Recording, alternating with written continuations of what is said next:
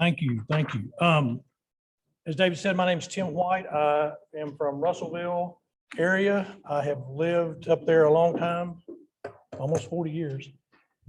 And I'm a consultant forester. So welcome to the capitalistic portion of today's program. I don't know how I made mad to get the primo spot after lunch, but maybe I can do better next time. I've been a consultant forester for 33 of my 41 forestry years. I've been very blessed to work with a lot of private landowners in Arkansas. Several of y'all I've met through the years. And in full disclosure, I am still a consultant forester. I do consult with NativState and have for almost a year now. I've learned a tremendous amount of information about carbon and all this entire topic. I'd like to thank, well, Dr. Ellen's not here.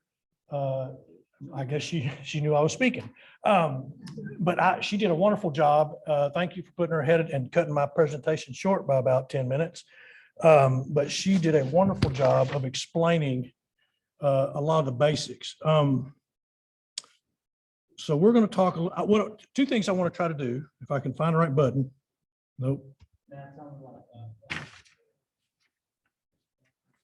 I'll push down, or let's push right. Did that do anything? Let's push that one. Let's push enter. Okay, you're going to have to help me with this. There's really only a couple of things I want to cover. And number one is to give you some kind of, I push it down here. Oh, did you stand right here? Nope. Go ahead. There we go. Thank you. Thank you. Thank you. What I'd like to do is, a lot of this stuff has already been covered more adeptly than I could, but I would like to talk about helping you to gain a pretty detailed picture of the real demand for carbon credits. I'm astounded every time I start reading about this stuff, even today, about just how big this potentially could be or is. We've talked about terminology. I won't bore you and go over that stuff much. And the second part that I want you to come away with is kind of the NativState program and how they are set up to run in the state of Arkansas and throughout the South. And we'll actually, Stuart Allen is here. He's the president of NativState. And I'm not sure why he's not speaking. I guess I stuck my nose in where I shouldn't have been. He will be on the panel this afternoon, so you can ask him a lot of questions that maybe I will not know. Perfect. So any forest carbon program, we've talked about this, is obviously to offset CO2 emissions. It is to monetize. I had a lady tell me up in Greenbrier a few weeks ago, well, my trees are already doing this. You're right, they are. And they're going to keep doing this. We're just trying to figure out a way to monetize this so we can put money in your pocket so that this asset of timberland that you have is now more valuable. Obviously, always would encourage responsible management. And we were talking about this at lunch. I think some of us are old enough to remember 2010 and the previous carbon. I don't want to call it a boom because it really wasn't. What has changed, I think, since from then till now is back then, Arkansas was blessed and is still blessed with a huge amount of timberland. So the supply of potential carbon credits was huge. The demand back then was not what it is now. And it was maybe it's a societal change. We're going to talk a little bit about some other changes that may have occurred. But societies, certain generations in society feel the need to do something about this. And it's not a bad thing. Actually, it's actually pretty good. That wasn't there in 2010. We were around, y'all weren't around. We didn't care, so what? Wow, we can sequester carbon. That wasn't on the radar, but it really is now. Carbon credit, everybody talks about a carbon credit. Basically it is, it's an actual thing. As somebody mentioned this morning, it does have a serial number. But it is the emission reduction of 1 metric ton of CO2. Additionality, we've talked to death. Permanence is a real important part of the program. Those reversals, whether they be intentional or unintentional, are what these people that are buying these credits are really trying to avoid. So that permanence, CO2, being on what you read, stays in the atmosphere. About 25% of it stays in excess of 100 years. So it's going to be out there, even though trees are doing their thing. So that's why that permanence is so important. And I think Dr. Ellen also did a great job of explaining leakage. I own 1,000 acres and normally I cut 40 acres a year. Well, I'm gonna put 500 in a program, but on this other 500, I'm gonna cut 80 acres a year. So the net is no change. That's kind of leakage. Okay, that's what programs are designed to guard against. This, I can't stress, and you've heard this, but I know adults only retain about 25% of what they hear, so I'm gonna say it again. Approved methodologies through an accredited registry. I know we're all good folks. We do good measurements and we do good procedures and all that, but they're not gonna trust me, okay? These procedures and these registries have been in place for a while. And that will, by adhering to these and following these approved methodologies, and they're vast, believe it. If you have looked into some of these various programs that the registries have, they're pretty extensive and very detailed. These will also, we hope, will demand a premium price because you put yourself in the shoes of a purchaser, an Exxon, a Mobil, or whoever that's looking at $50 million. They want something that's registered, that they can see, they can touch, they can know by chain of custody. They can trace back to that farm over in Arkansas, 400 acres of timber. That's data was collected, and that's how you can, by using these registries. Each carbon credit is represented fairly. So when you're measuring or when you're looking at a emitter, the guy's putting the stuff out there, it's typically in metric tons of carbon, CO2. So you offset one with the other, so it's kind of one-to-one relationship. Real important to be paid. And the second question they ask, they understand the process is how to get paid, and that's real important to be paid, because these markets are going to be like this. Hopefully, they're going to be like this for a while, but to be paid promptly when there's credits sold, and know exactly what portion that belongs to the landowner. We're going to talk about some examples here in a minute. Use actual dollars and cents so we can put some meat on this. It happens until somebody sells something. This is all great conversation, but if nobody's got a credit, then we're wasting our time. And a lot of you know this. I guess I could keep up with my notes. A lot of you know this if you've been around Arkansas forestry more than 6 months. Know this, but we are blessed with such an oversupply of timber in Arkansas. I'll put it in some kind of scale. Hopefully you can grasp. The average annual increase, this is through 2015, 2019 timeframe, in growing stock alone is 11 million tons of pine alone. That's every year for the past 4 years. Hardwood about 9.6 tons. This is from FIA data. This is not something. To put it in perspective, that's about 735,000 log trucks full left over every year. And that sounds great every year. But if you own forest land, you can tell me the stumpage price reflection in that oversupply. And there will come a day, depending on who you talk to, that day may be sooner than later, where nature will fix this. She's going to do something about this. We can't continue to go and just stack wood on top of wood on top of acre on top of acre. Now, what will that look like? I don't know. Will it be insect or disease infestation? Who knows? But that's where we are today. And part of me thinks, and you probably, I don't know, you think this as well, this is kind of why forest landowners are looking at, well, this carbon thing's not so bad. I was used to getting this much pine stumpage, and now it's gone down to here. I'm not ever going to make near what I thought I was going to make. And depending upon which economist, Dr. Pilkey is famous for making these prognostications, and I can't get him to tell me what the next 10 years are going to look like either. So there's not a readily available price for carbon credit. Remember, we're talking about a credit, 1 metric ton of carbon equivalent. Sequester. That's what that is right there. LAPS is the division of S&P Global. Right now, this was earlier this year, I guess. Nature-based, which that's us, the forest, that's running about 10, maybe 12 and a half per credit. Okay, which you don't know how many credits you got on your land. It doesn't really matter. But this is hopefully in the near future, we'll have an index, much like you can look at oil. barrel of oil. There's an index. You can know what the going price is. And the reason that is, a lot of these are private sales between the project proponent or the developer of the project and the actual buyer. Okay, so some of these sales you may not know or make public. Okay, hopefully we'll have some way to gauge this, but this is a pretty good indication. And I'm not sure where this quote came from. It just says Information Analysis Group, $1 billion in 2021. I'm gonna tell you, $1 billion isn't gonna be a drop in the bucket, I don't think, in terms of carbon demand. In Europe, last night I looked on the computer before I came over here. Now, Europe's cap and trade, so we're not comparing apples to apples. They're required to do this. Most of the EU countries are required. But the emissions trading system in Europe is trading at 96 euros. I don't know what that is in dollars, right?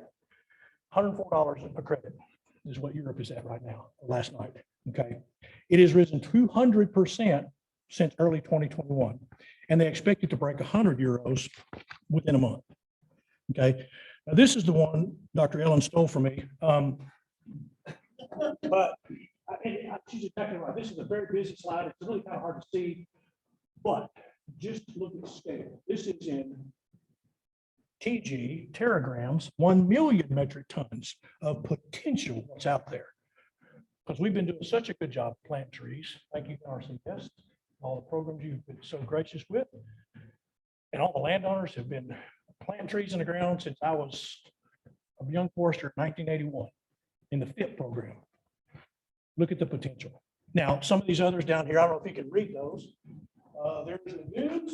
You can do green algae too. It doesn't show up on the scale. But wetlands and not important, it's just look at the volume of potential in terms of forest land and reforestation. The top one's reforestation, the bottom one is IFM, forest management. So there's a lot out there. So right now, as I said earlier, back in 2010, we had a huge supply side, not much of a demand side. It's reversed now. Demand, according to McKinsey, could increase 100-fold by 2050. And you'll see why here in just a second. The demand has doubled, or tripled, from 32 million tons to 96 since 2013. That's a slow growth. Just wait, it's going to grow higher. Goldman Sachs, the investment, mentioned that there will be $2 trillion in cumulative investment in carbon sinks by 2023. Which is not that far away. And there's a couple of things I want to point out. The BlackRock. I don't know if y'all know who that is. There's a guy you can see it. He came out of Washington a year before. Saying he controls this one man company controls $9.5 trillion in assets. Okay, that's a lot, and which is about 18%. The entire market, the entire U.S. market is 53 trillion. So he controls about 18% of the investment. Think about that for a minute. If you're an oil and gas company, which run a lot on debt, or anybody for that matter at that level, this guy, when he speaks, people listen. In his 2022 letter to CEOs, he said every company and every industry will be transformed by the transition to a net zero world. The question is, will you lead or will you be led? Now, this is the guy that controls $9.5 trillion worth of money. He talks. And that is what has shifted, that amount of money. I got an investment thing the other day. And look, there are mutual funds designed just around these ESG, carbon neutral, globally, environmentally friendly, all these kind of things. It's amazing. When you start paying attention, you see these. Now look at Shell. Shell's got an interesting history here. They say by 2050, they'll be net zero. Of course, our friends at Walmart, they're going to conserve 50 million acres of land. I don't know what that looks like. I don't know how that's going to be. Could that be in a carbon program? I guess it could. There is actually one oil and gas company that is already carbon neutral. One. And I think somebody earlier, maybe it was Jason said there's like 2,300 companies that have, or maybe it's 3,200 3,200 that have come out publicly and said, we're going to be in our ESG policy, we're going to be carbon neutral by a certain date. I spent some time last night reading Shell's ESG, 2021 ESG. This will get your attention. This is their, it's 102 pages long, by the way. I didn't read all of it. Shell has linked the pay of 16,500 employees to their target to reduce the carbon intensity by 6 to 8% by 2023. So now they're tying people's pay to their ability to accomplish this net zero goal. I bet it gets done. What do you think? Probably so. Here's another little Shell thing. This will give you a little perspective. Okay, this, I don't know if you can read that. This is, it said 45% by 2030. That's 120 million tons that they think they're going to need. Okay, credits.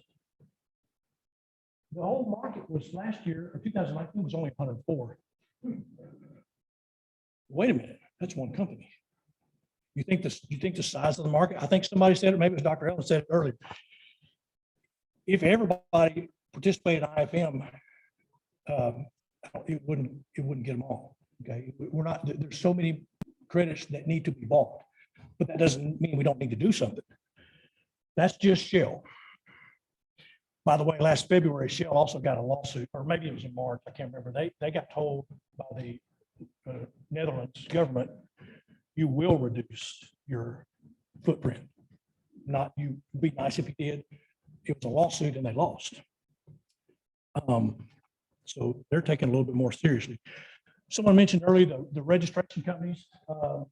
These are some that are out there. There are American Carbon Registry. We're working, the NativState is working with the American Carbon Registry. 82% right now, they've got about 275 forest carbon only programs in some stage or the other throughout the United States. They've been doing it since 1996, I think. Yes. Their methodologies, you can go online, you can Google it. Not right now, you can Google it. American Carbon Registry methodology or project design or whatever.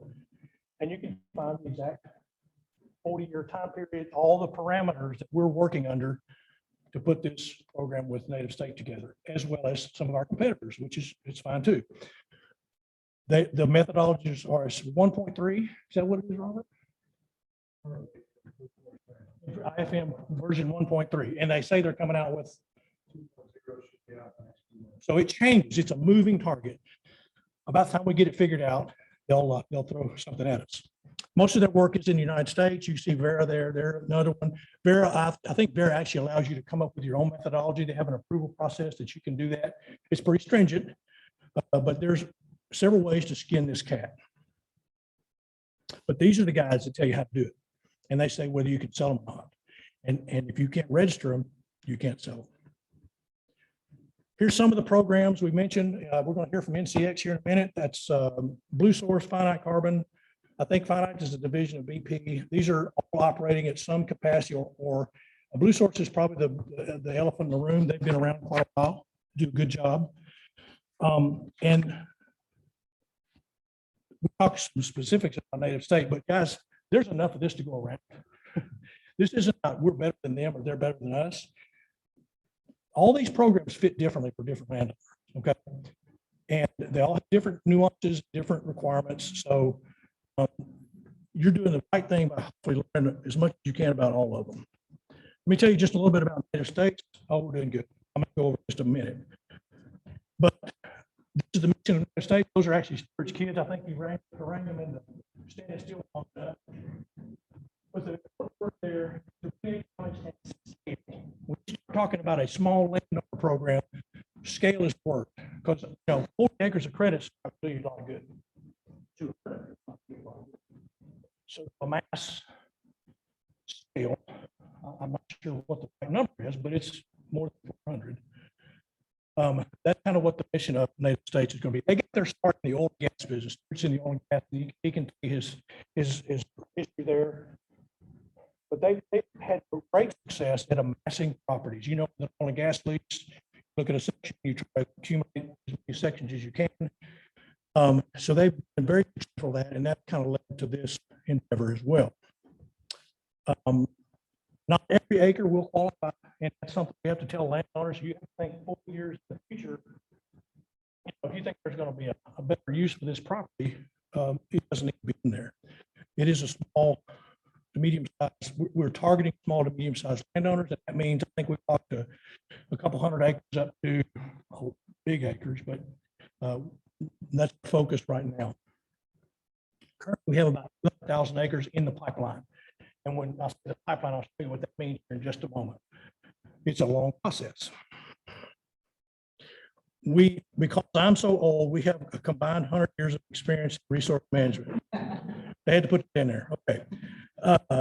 But it is a local company, and we are not just capitalists, but conservation capitalists is probably a better word for that.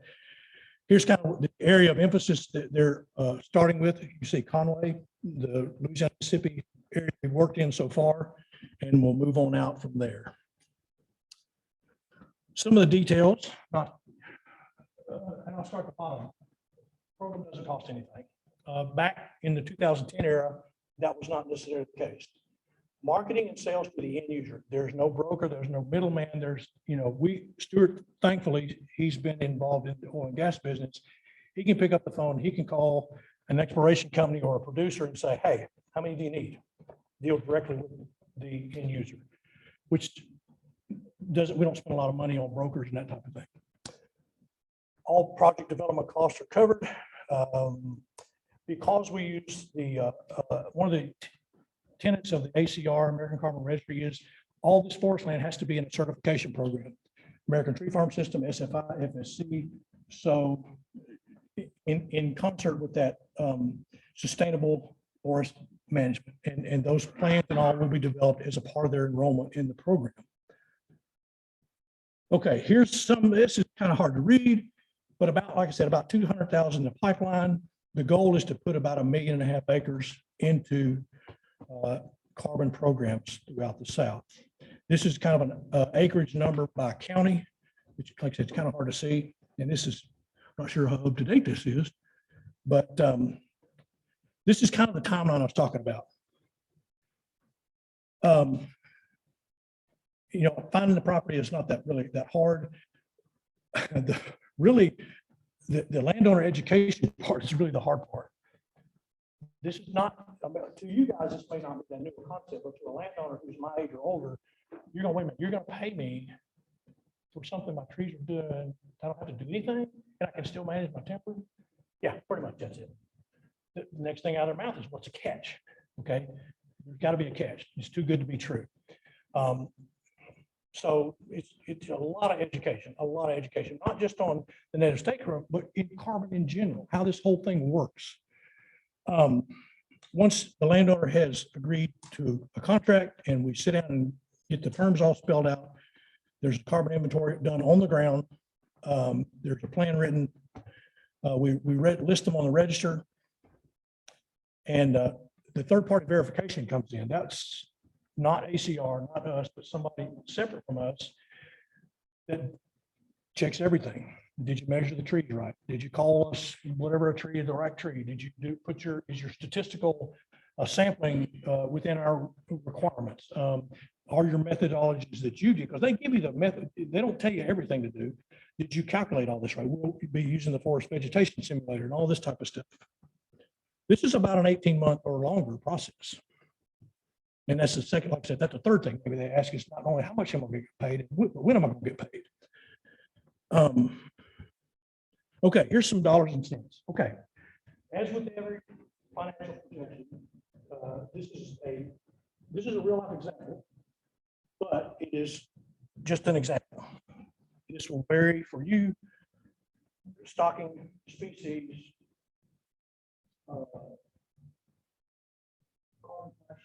this is very conservative. Okay, there's two facets. A landowner can choose a deferred harvest, which in effect is no harvest, which as a forester I'm not that okay with, but it's one that we can do. And the harvest on the right hand side. NativState pays landowners for enrolling their forested land, $10 per forested acre, just as a sign-on bonus. That's kind of like an oil and gas thing. Everyone said there's oil and gas business.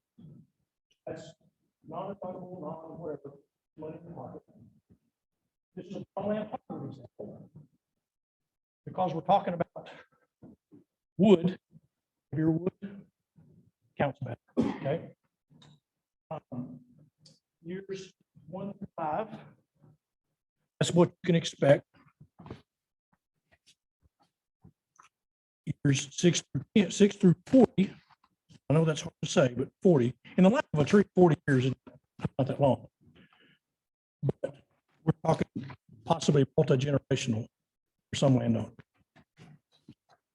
Okay. A couple other things on the second cut. The first 5 years, they have a credit of wood innovation credit. And this is how I explain it. Basically, you have a standard trees, and this is what's out there right now. In that wood, those trees are half sequestered over time. So that's the wood innovation credits. Those currently trading at a price. Current price is $10 per wood innovation credits. As the tree or the stand grows, it's remeasured every 5 years. And down through the years, as the growth, those are removed emission credits. Those are trading at about $18 per removed emission credit. That's where this number came from up there. Okay. You can, under the selective harvest, you can selectively harvest timber. It's not like it would be probably normal. We can't do business as usual. That's the whole point of being in a carbon program. But assuming we harvested about a third over the 40-year time period, 42 tons an acre at current prices. Who knows what will be when? This just gives you a ballpark number. Sorry. This gives you a ballpark number. Okay. Now, deferred harvest, like I said, is in effect no harvest for that time period. However, we are allowed to do a small amount, no commercial harvest. If there was an insect outbreak, you could do salvage. You could do, you want to build food plots, you want to do some other stuff, that's allowed within the deferred harvest program. NativStates, their money is based on a royalty structure. So if the price of carbon credits goes up, the landowner makes more money, okay? Which we anticipate it to go up. If I knew how much it was going to go up, I wouldn't be standing right here, okay? I'd be somewhere in New York making $1 million. I don't know. It's going to be, it's like any other commodity. It will go up and it will come down. What that time frame is, I couldn't tell you, okay? Just based on the demand numbers that we see now. Okay, now this is a 40-year crediting cycle. This is ACR's requirement, not NativState's. Okay, so that's the kind of money. Now this is over the life of 40 years. So divide that by 40, you'll get a number per acre per year. Okay. And I'll finish up here. As I said, it's 40 years, it's a long time. But think about what Dr. Ellen said about that permanence thing. Okay. It's really important to be able to show that. Leakage is important. Reversals, non-intentional reversals. Let's say there's a non-intentional reversal like a fire or a flood. As somebody mentioned earlier, the ACR requires us to set up a buffer pool. Somewhere in the neighborhood of 20% of the credits are kept over here and are used to, so that that landowner is not penalized if they have 40 acres of their 200 acres wiped out by a tornado. Nobody's going to come back and say, oh, you owe us for that carbon that's laying on the ground rotting right now. Okay. So that's what the buffer pool is for. And it can be wherever an ACR project is, if it's in California or Georgia or wherever. All the lands will be enrolled. I mentioned that. There'll be a 5-year re-verification, remeasurement. Could be desk verifications annually, but knowing how timber grows down here, it's probably going to be more like a 5-year. And really, this is what it's about. Here again, those crazy kids.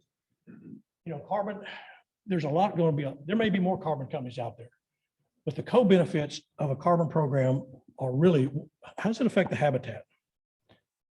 because it's going to, especially, you know, some of the different nuances of the programs. This is what it's about: conservation and leaving that legacy for our kids. Because I have had multiple meetings with landowners and their children, and in some cases their grandchildren, because it's a long time. Okay, so just quickly, watch. This is just my little 2 cents worth. Remember I said it's going to be a commodity. Watch prices. You try to find and keep up with where prices are going to be. Learn as much as you can about the various programs, the pros and cons. There's not a one size fits all for every program. Keep an eye on these ESG things. You're going to see more of that. I see it in the paper almost weekly now, where they're figuring out how to deal with greenhouse gases and what they're going to do and how their stockholders are making them accountable. That's the thing. It's the people and their investors are making them accountable. Because if that wasn't happening, you probably wouldn't be seeing a lot of this. Okay. One question that I may ask Doug maybe. How will various federal state cost share programs address carbon sequestration as a resource concern, or have you even thought of that? I don't know. It's not. Okay. He solved the question right there. Easy enough. Last slide. Just general questions to ask. If you guys deal with landowners, you may own land. I'm sure you work with landowners. Be sure to get an answer to some of these. I wish it was a little more clear. Contract terms that certified or validated program is so important. Penalties for early termination. We talked about potential reversals. How payments do you? What do you get to we intend to be very open with the participants in this program. Here's the price. Here's how many you got. Here's your royalty amount. There it is. It's all public, and this is all public. The public registries are public. Online, you can look up every project that ACR, I think, have had. Who pays for development? I don't know if any of them making or asking for to pay, so that may be kind of a moot point, but it's a good question to ask. And yeah, for some of my areas, well, they can't. That goes to some of the reforestation questions we had earlier. Thank you for your time. I'm sorry I went over 4.5 minutes.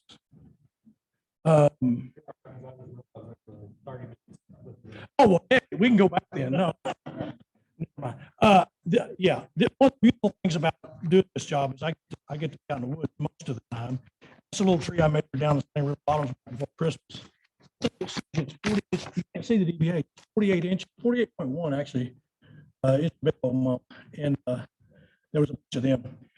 There's some contact information. Liz Holman is the better half of that man over there. John, she's the point person when it comes to dealing with landowners. You're welcome to take that information, but I'll answer it. We've got time, just a couple of minutes. I'll try to